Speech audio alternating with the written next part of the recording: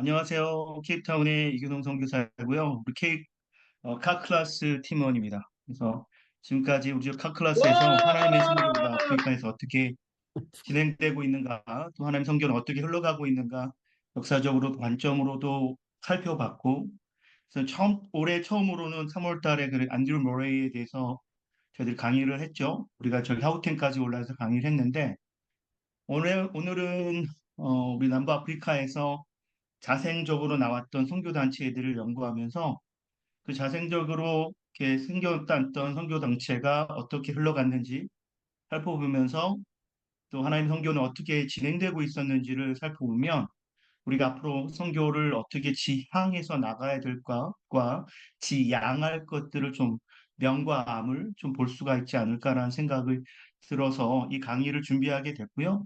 우리 박성식 선교사님이 직접 사례 연구를 준비해 주시고 그에 대해서 또 깊은 역사적인 얘기들을 또 같이 해주실 거라 믿습니다. 어, 그 남부아프리카 자생 선교 단체 연구, 남아공 케이프타운의 이규성 선교사입니다. 19세기 남부아프리카 선교하면 어떤 그 19세기 초반 1800년대 남부아프리카의 선교의 목적들을 한번 좀 살펴보기를 원합니다. 남부아프리카인들에게 복음을 전하고 회개시키는 것이라고 지금 맨 처음에 여기에 1800년대에 왔던 선교단체들이 얘기하는 것이고요. 음, 성경적인 교회를 개척하는 것, 성경적인 교회를 이루는 것, 네, 남아프리카 선교를 통해서 전 지구적으로 하나님의 영광을 나타내는 것이라는 이런 목적 아래에서 어, 선교 황금기를 불리우는 19세기에는 최초의 개신교 공동체 모라비안 선교회라든지 그 다음에 런던 선교회, 파리 선교회, 독일 베니시 선교회 등 유럽의 선교회들은 위와 같은 선교 목적을 표방해서 이 아프리카에서 선교를 실행으로 옮겼습니다.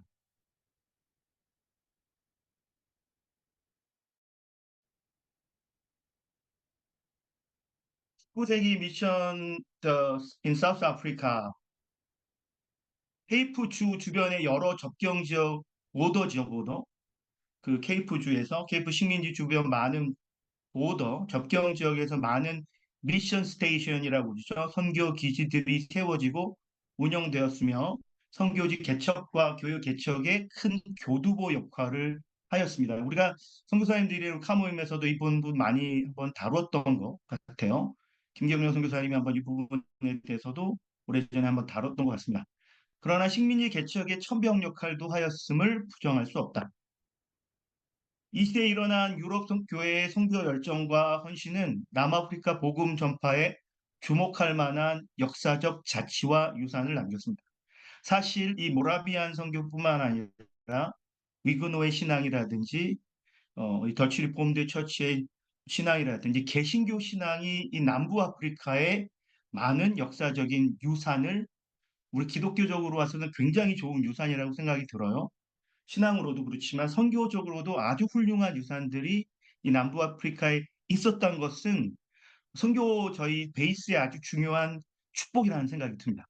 그래서 선교 기지 개척과 선교 사역이 확장이 되는 것은 이 19세기 1800년도에 1800년대 초반부터 사실은 18세기 중엽에 우리 이제 조지 스미스라는 유럽 최초의 선교사가 케이프타운 지역에 모라비안 선교사가 오기 시작했지만 1800년대 초반부터 1820년대 초반에 다른 선교 단체들이 이제 유럽에서 이러한 선교적인 열망과 선교적인 운동, 부흥이 이 아프리카까지 이어지게 되는 건데, 그래서 19세기에는 아프리카의 선교들이 시작이 되면서 신앙적으로나 또 우리 신학적으로 그리고 선교적으로도 아주 많은 유산들이 있어요. 남아공에 보시면 굉장히 좋은 선교적인 유산들이 많습니다.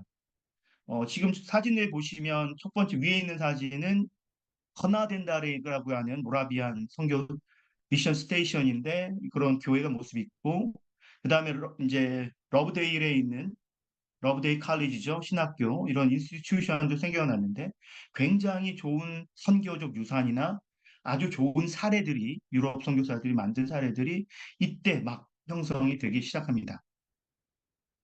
미션 스테이션, 잠시만요. 인 보더.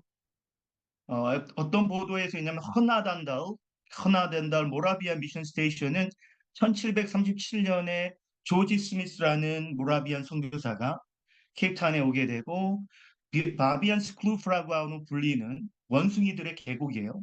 그렇게 불리는 곳이 허나단달이라는 밸리 오브 그레이스, 은혜의 계곡으로 이름이 바뀔 만큼 그곳에서 도시 전체를 복음화하는 데 큰 공헌을 합니다. 물론 이 조지 스미스라는 선교사가 오래 있지는 못해요. 왜냐하면 그 당시에 더치 리폼드 처치 이제 교회들은 평신도 선교사였던 산수를 안 받았던 조지 스미스의 복음 활동도 선교 활동들을 좀 불허하죠. 그래서 결국엔 이 조지 스미스가 돌아가고 났는데 그래도 50년이 흘러서 견습생이었던 세 명의 선교사가 다시 허나던 데를 왔을 때 막달레라나라는 그 코이코이 산족의 엘더죠. 이제 추장과 같은 그 여자가 그 조지 스미스가 전해준 쪽복음을 가지고 그들을 영접해 줬을 때 이 모라비안 선교사들은 이게 하나님의 첫 열매라고 생각했기 때문에 이곳에 많은 모라비안 선교사들이 오게 됩니다. 교회도 크게 지어지고 건물도 네 동이나 지어지고 학교도 시작하고 처음으로 교사 대학이 시작된 남아공에서 처음으로 교사 대학이 시작된 곳이 선화든달이에요. 그래서 나중에 보면 이 모라비안 선교가 굉장히 어떤 의미를 주냐면 도시가 전체가 기독교 문화로 바뀌는 지금으로 하면 아주 훌륭한 건데 시티 전체가 기독교 문화로 바뀌는데 큰 이바지를 하는데 사실 허나단달뿐만 아니라 굉장히 케이프타운의 여러 지역에서 이 미션 스테이션이 세워집니다. 뭐 웨스트코스트의 부퍼달이라든지 말머라든지 엘림이라든지 후데버 바르크라든지 이런 데서 굉장히 많은 도시에서 있고요. 그다음에 이제 크루맨 모펜 미션 또 여기도 지금 사실은 런던 미션 소사이어티에서 시작한 거죠. 그래서 런던 미션 소사이어티가 이곳에 와서 노던 케이프나 노스웨스트 지역에서 선교를 하고 첫 번째로 아프리카 언어로 성경 번역을 한 아주 훌륭한 업적을 가진 분이죠. 모펫이라는 부분은 또 그리고 이 모펫이라는 부분이 또 우리나라에도 그 가문이 왔을 거예요.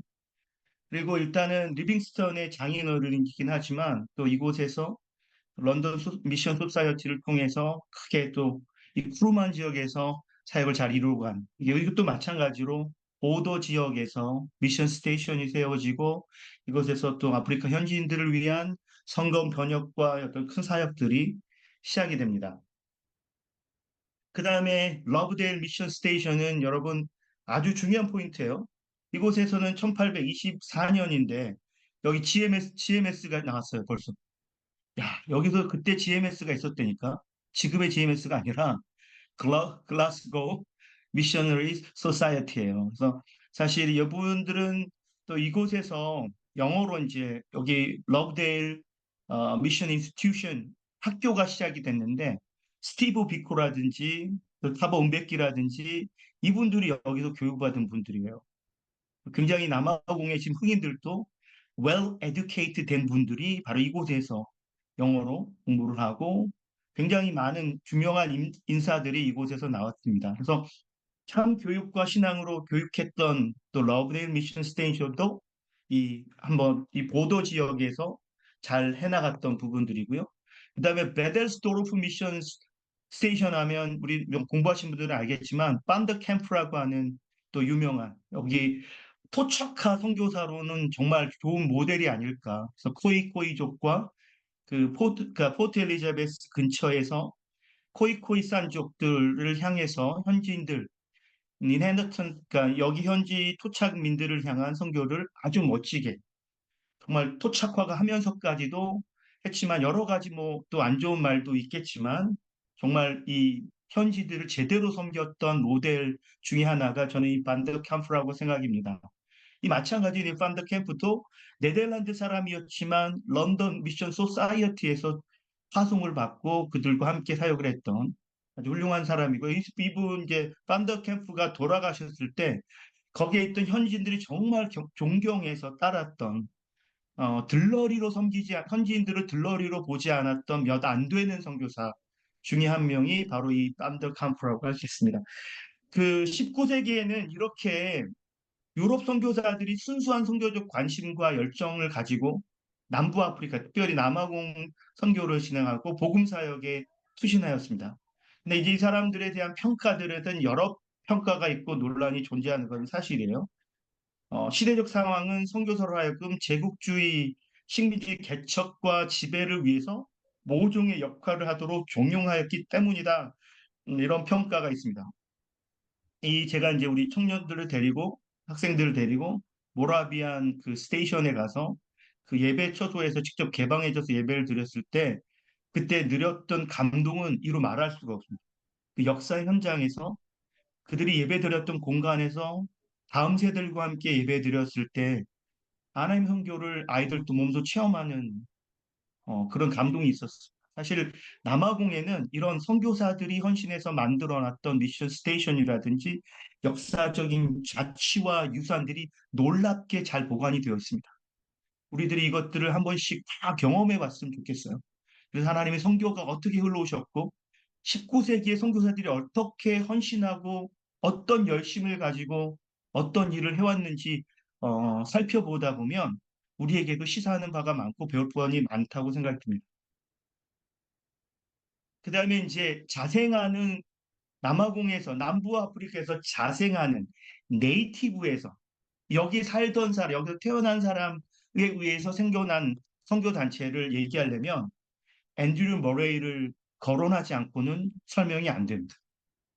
대부분의 선교들이 유럽에서 오신 선교사들, 유럽에서 파송을 받거나 유럽에서 걸쳐 와서 여기서 선교 스테이션을 만들고 미션 스테이션을 만들고 선교를 시작한 분들이 선교가 시작됐다면 앤드류 머레이부터는 이곳에서 태어나신 분들에 의해서 이곳에서 부흥을 맛본 사람들이 선교를 진행하는 첫 케이스가 앤드류 머레이라는 생각이 듭니다. 앤드류 머레이 시니어가 바로 첫 번째 선교사예요. 스코틀랜드 장로교회에서 DRC로 파송한 선교사입니다. 그 당시 DRC는 목회자가 부족했기 때문에 어, 그 네덜란드에서 목회자를 더 필요로 했었어요. 이 남아공에 살고 있는 버거라든지 또 이게 파머들, 보호드라인들에게 어, 목회 사역을 진행할 수 있는 목사들을 필요했는데 네덜란드 그 국교에서 파송을 안 해줬죠. 보내주질 않으니까 스코틀랜드 장로교에서 파송한 시초의 선교사들 데리고 이제 목회를 하게 됐고 그래서 앤드류 모레이 시니어가 선교사로 이 땅에 오게 됩니다. 어머니도 보면 프렌치 위그노와 저먼 루터리안의 후손입니다. 그리고 이제 1852년에 만난 그 우리 앤드류 머레이의 와이프 엠마 루트포드 머레이도 엠마 루트포드도 런던 미셔너리 소사이어티 멤버예요. 예, 앤드류 머레이와 존 머레이가 케이프타운에 목사 안수를 받고 케이프타운에 와서 사역을 시작할 때 1958년에 59년에 이제 스텔란보시 테알로지카 세미나리가 시작이 되고 개교가 되어서 설립이 됩니다. 그 형제 자매 9명과 자녀들 후손들이 45명이나 되는 목회자와 선교사가 되었고 수많은 어, 그 선교사들을 파송하고 수많은 교사들, 헌신자들을 만들어내는 아주 중요한 역할을 앤드류 머레이 가문에서 했습니다. 그래서 저는 이 첫 번째 First Native Mission 미셔너리가 바로 앤드류 머레이다. 앤드류 머레이가 잠시만요. 앤드류 머레이의 모습과 앤드류 머레이는 Mission is the chief and the church. 처치 그 가장 종착역이 바로 선교다. 선교의 가장 끝에 중요한 역할이 선교다라고 앤드류 머레이가 얘기했습니다.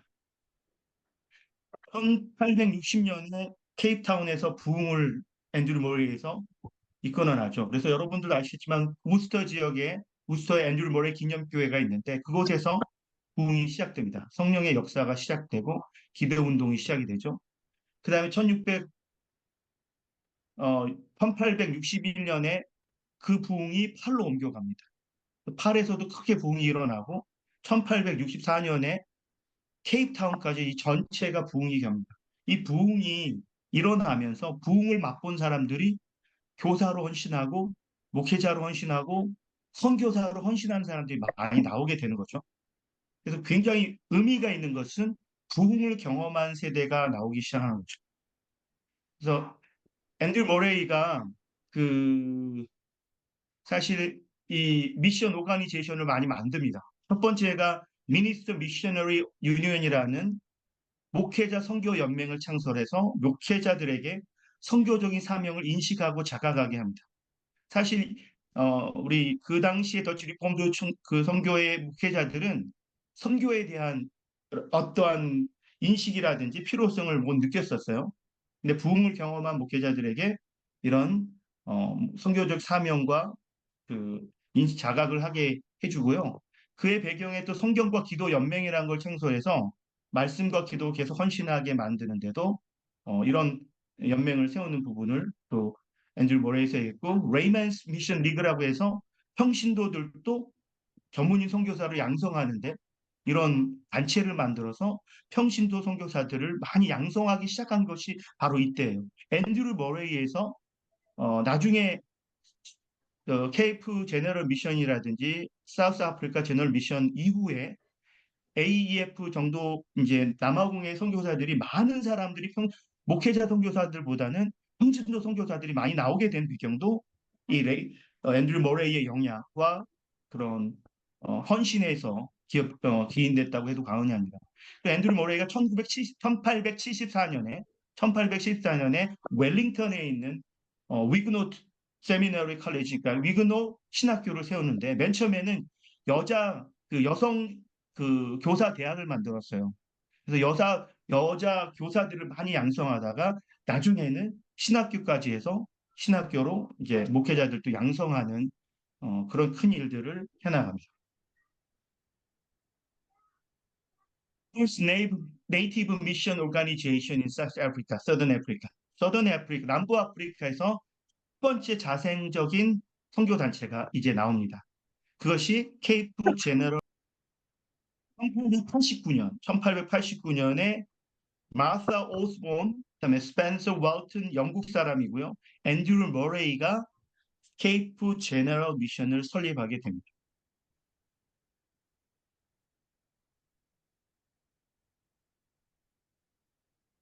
그래서 이제 그 케이프 제너럴 미션이 생겨서 우리도 이제 케이프타운 남부 아프리카도 자생적인 선교 단체가 필요하다는 걸 인식을 하게 되고 그 다음에 사우스 아프리카 제너럴 미션으로 되게 되는데요.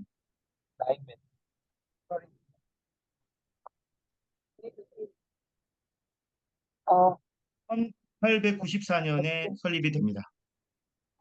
케이프 제너럴 미션은 서던 이스트 아프리카 미션이라고 하는 조지 오스본, 그러니까 마사 오시본과 조지 호예와 합쳐져서 이제 이렇게 합병이 되고요. 앤드류 머레이와 그다음에 마사 오스본, 조지 호이가 함께합니다. 그 당시에 사우스 아프리카 제너럴 미션은 선교 대상자들이 현지인들이보다는 영국에서 이렇게 군대로 인해서 온 선원들이나 그 앵글로 보호 전쟁으로 함께 딸려왔던 군인들에게 복음을 전하고 군인들을 선교하는 것에 주된 목적을 가지고 시작을 했었어요.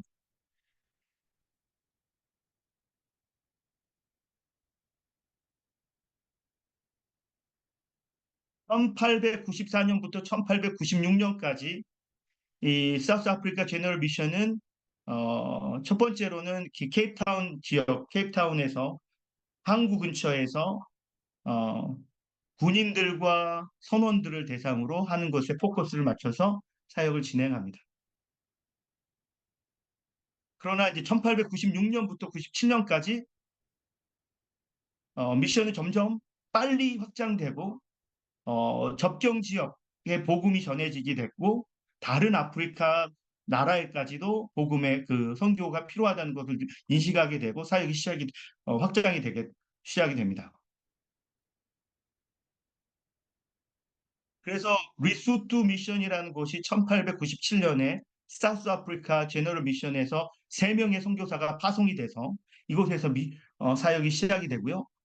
리스 미션 스테이션은 그 이스턴 하일랜드 짐바브웨 치마니마니 이런 곳에서 사역이 시작이 되고요. 이곳에서 계속 선교 사역이 진행이 되었습니다. 그 다음에 이제 이번 그 짐바브웨 로제디아라는 땅 근처에서 시작이 되다가 가자랜드라는 곳으로 부흥이 옮겨가게 되는데 이 가자랜드는 어디 되냐면 지금의 모잠비크와 스와질랜드와 짐바브웨이 접경 지역에 보도 지역에 이 지역으로도 어 이제 1915년부터 가자랜드까지 선교가 확장이 됩니다. 맨 처음에 시작된 거는 짐바브웨 로데지아 근처에 그 짐바브웨 땅에서 시작됐던 리스트 미션은 점차 부흥이 되고 확장이 돼서 이 가자랜드까지 모잠비크 보도나 모잠비크에 있는 사람들에게도 복음이 전해지는 일들을 시작하게 됩니다.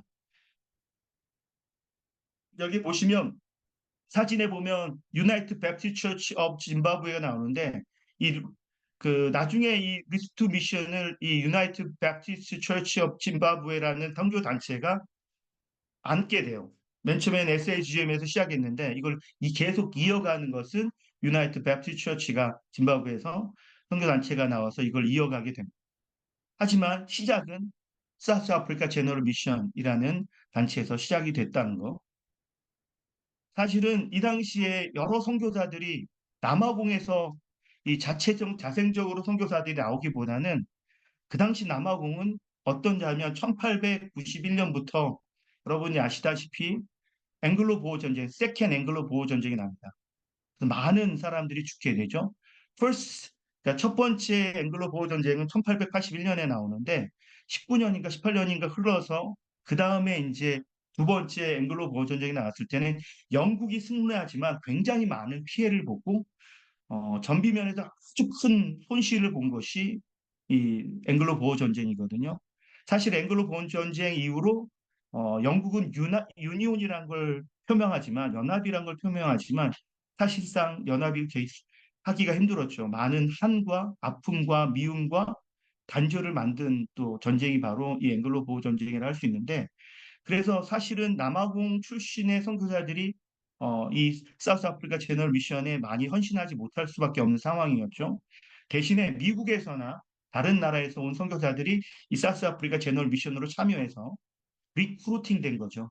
참여해서 선교 지역에 헌신하는데 안타깝게도 그 당시는 의학이 발달하지 않았기 때문에 많은 선교사들이 30살 초반에 35살, 34살, 또 자녀들도 3살, 4살에 말라리아로 많이 죽게 됩니다.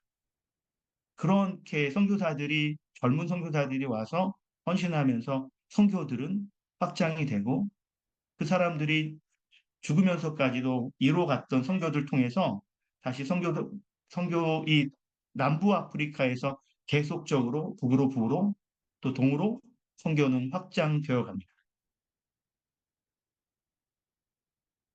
사실은 우리가 지금 제가 이제 사실 이 자생하는 선교 단체를 하면서 가장 남아공 하면 너무 좋은 유산과 이 기독기들 우리 복음적인 좋은 유산과 초기 깨끗했던 신앙들 개신교 신앙의 어떤 총체적인 아름다운 것들이 있는 그 유산이 있는 나라인데 이것이 발전하고 꽃을 피우고 선교로 크게 부흥을 이루지 못하고 단절돼 버리는 여러 팩터들을 보면서 가슴이 좀 아파요. 그런 요인들을 참 살펴보면 첫 번째는 이 광물혁명이라고 생각이 듭니다. 1860년에 앤드류 머레이에서 처음 부흥운동이 시작이 돼서 케이프타운에 1864년에 부흥이 되고 프라프레니까지 올라가고 또 블룸폰테인까지 가고 트랜스팔까지 이 부흥들이 막 번져가면서 많은 초대 더치 리폼드 교회들이 막 건축이 되고 교회들이 많이 형성이 되고 교회들은 또 복음적인 교육 때문에 학교들이 아주 좋은 학교들이 많이 지어지게 됩니다. 그레이 칼리지라고 하는 블룸폰테인의 유명한 학교도 앤드류 모레이가 교목을 해요. 첫 교목을 할 정도로 학교도 많이 지어지고 교회도 많이 지어지는 1860년 이후에 남아공의 큰 부의 역사들이 광물혁명이라는 걸로 물질이 들어오다 보니까 단절되게 되던 거죠. 세계 최대 매장량의 금광이 개발되는 1886년에 비트바틀 스트랜드의 금광 개발이라든지 또 1867년에 다이아몬드 광선이라든지 이 광물 마이너 그 혁명은 사람들의 관심과 열정을 복음보다는 물질로 옮겨가게 만드는 어떤 그런 팩터가 됐고요. 그 다음에 앵글로 보호 전쟁, 2차 앵글로 보호 전쟁은 영국의 승리로 끝났지만 하는 아픔과 슬픔과 또 처참한 역사들을 만들어내서 그들이 정치적으로 유니온이라는 걸 했지만 사실 유니온, false 유니온이라고 제가 컨텍스추얼 팩토라고 하는데 거짓 유니온이라고 할 수 있는데 서로 유니온은 되지 못했습니다. 그래가지고 1902년에 보면 그 앵글로 보 전쟁 이후에 컨센트레 캠프에서 처참한 일들이 많이 일어나죠. 기근으로 죽고 여성들이 배고파 죽고 같은 백인에 의해서 큰 죽음을 당하는 것 때문에 이런 걸로 인한 구구주의가 나오고 나중에는 아파테이크가 단초가 되는 이런 팩터들이 나오게 됩니다. 이런 현상으로 인해서 어, 그 아름다운 복음의 부흥의 그 불길들이 단절돼서 선교로 이어지지 못하게 되는 안타까움을 볼 수가 있습니다. 1889년에 케이프 제너럴 미션이라고 미션이 생겨났고 선교 단체가 생겨났지만 저는 이게 펄스 네이티브 미션 오가니제이션의 생각이 들고 1894년엔 사스 아프리카 제너럴 미션이 형성이 됩니다. 미션 이니시에이트 other country in South Africa. 이제 다른 나라 사람들하고 함께 사스 아프리카에서 선교 단체가 시작되고 나중에 이제 1965년에 이 SAGM이 AEF 아프리카 이반젤리카 펠로우십이라는 하게 되는데 사실 이 당시는 DF 말란이라든지 유명한 그 아파테이크가 막 시작이 되는 시기이기 때문에 아프리카의 복음보다는 다른 나라, 중국이라든지 한국이라든지 다른 지역의 공산국가에서의 복음이라든지 다른 나라에 대해서는 남아공이 되게 열심히 선교에 대해 관심을 갖지만 정작 아프리카에 대해서는 관심을 갖지 않는 어, 좀 아이러니컬한 선교 펠로우십이 나오게 되죠. 그런데 이제 이게 1998년에 심이라는 선교단체로 병합이 되고 합쳐졌을 때 이제부터 이제 네이티브 아프리칸 사람들을 섬기는 아프리카에 있는 사람들을 섬기는 선교단체로 변화되었다고 생각이 듭니다. 첫 번째 컨클루전 제가 이제 이야기를 그 발제를 마치면서 그렇게 뛰어난 앤드류 머레이에서 시작된 선교단체 케이프 제너럴 미션 사우스 아프리카 제너럴 미션도 그가 남긴 신앙의 또 선교 유산도 계승하고 이어가지 못하면 단절되고 왜곡되어 버려지는 것을 보면서 더욱 겸손히 미시오되어 하나님의 역사와 인재를 의지하며 한 영혼부터 온전히 섬겨야 한다라는 생각을 합니다. 사실 여러분 그 참 아파테이크 그 신학이 나오면서 1948년 이후로 남아공에는 아파테이크 신학이 나오면서 그 훌륭한 앤드류 머레이의 신학이라든지 성령론이라든지 이런 것들을 지우기를 해요. 내가 저번에도 한번 우리 오봉석 목사님하고 얘기했는데 아프리카에서 목사님들이 오히려 조나단 에드워드를 공부하더라. 돈을 들어가면서까지. 그래서 앤드류 모레이는 참 오히려 더 앤드류 모레이가 자기네 더치 리폼드에서 지우기가 됐던 그런 안타까운 현실도 한번 목도했습니다. 이 시대의 선교는 하는 나라의 복음을 이 아프리카 다음 세대에 잘 이어가게 하고 계승하게 하는 것도 중요한 선교다. 역사들을 보면 너무 좋게 아름답게 유럽 선교사들이 선교를 하고 선교단체도 나왔는데 아직 아프리카 내에서 부흥을 맛본 네이티브 우리 현지인들이 많지 않다라는 거예요.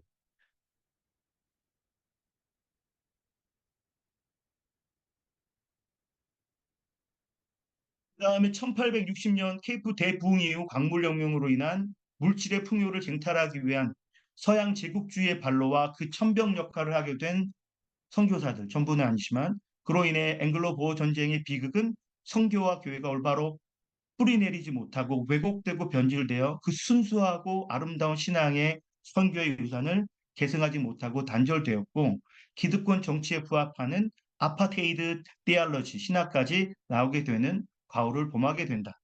오히려 아프리카 선교는 아프리카 자체적, 자생적으로는 쇠퇴하게 되었으나 오히려 미국이나 다른 나라, 특별히 또 한국에서 아프리카를 향한 선교 동원이 이 땅에 복음의 활력을 불어넣어 주었다. 양적인 선교 동원은 어느 정도 복음의 확장에 대한 역할을 했음을 이렇게 표현하고 싶습니다. 그 다음에 선교사의 특권이나 선민의식은 아파레이트 동안 보여준 DRC 교회의 모습과 많이 다른 것이 없음을 주의하고 지향해야 한다. 미국에서 시작된 오순절 계통의 선교 동원은 아프리카 AIC 독립교회들의 혼합주의 팽배에 대한 책임도 분명히 가지고 있다. 끝으로 그다음에 한 번 더 맞나요?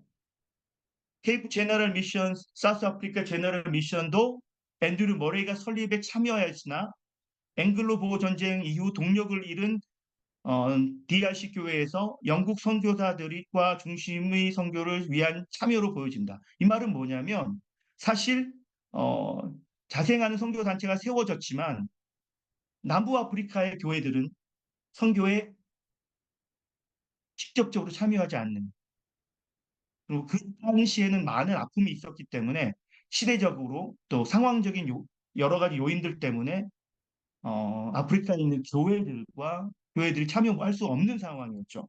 그래서 영국이나 미국에 있는 선교사들이 참여해서 그 SAGM에 참여해서 선교를 이어갔다. 이것도 좀 이해할 만한 상황이고, 그래서 사실은 앤드류 머레이도 오히려 선교에 더 열심히 하기보다는 그의 집필에 더 많은 시간을 보냈던 거라고 생각이 듭니다. 여기까지가 이제 제가 생각한 거고요. 그 이후부터는 우리 이제 박성진 선교사님께서 AEF라든지 AF가 심으로 합병되는 부분까지도 그리고 사례까지도 더 확장해서 얘기해 주실 거라고 믿습니다. 감사합니다.